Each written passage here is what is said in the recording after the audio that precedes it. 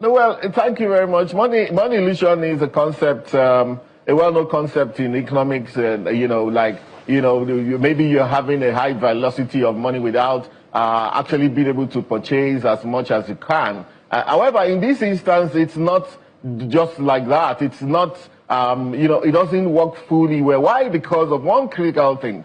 The prices of factors of production have not increased at the same rate as the depreciation in the value of the Naira. So if you had 100,000 Naira today, whereas it may not be able to buy you what 100,000 will buy 2-3 years ago, it can still take you some way. Because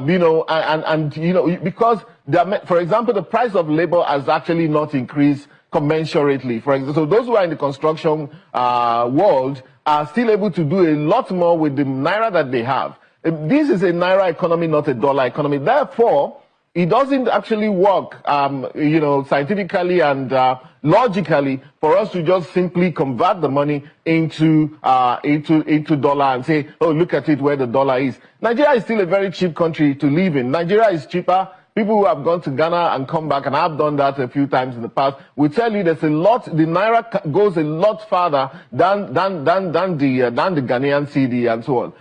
Of course, the Naira goes a lot farther in Nigeria, and I've made that analysis several times. Sometimes it's been very heavily criticized, but it is what it is.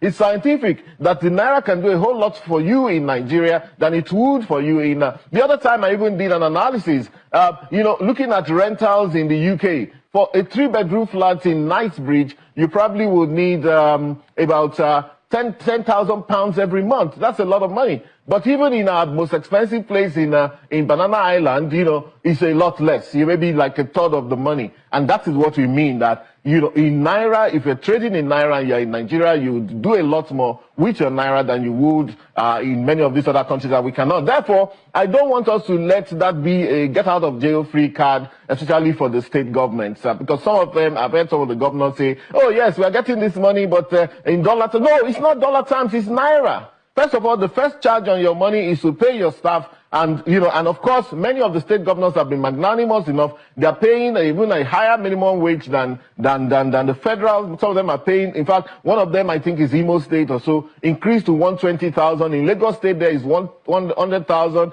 for minimum wage, because they also are aware that, look, there's a need to do something because the value of the Naira depreciated a few years ago. So, but there's a lot that can be done, apart from paying salaries, doing infrastructure work, which impacts directly on multi-dimensional poverty, little infrastructure, road work and all of that, and that's the next level, and that's what many of them already have started to do. I think we're going to see an explosion of those little infrastructure developments in Nigeria, because the factors of production, the price of prices have not increased.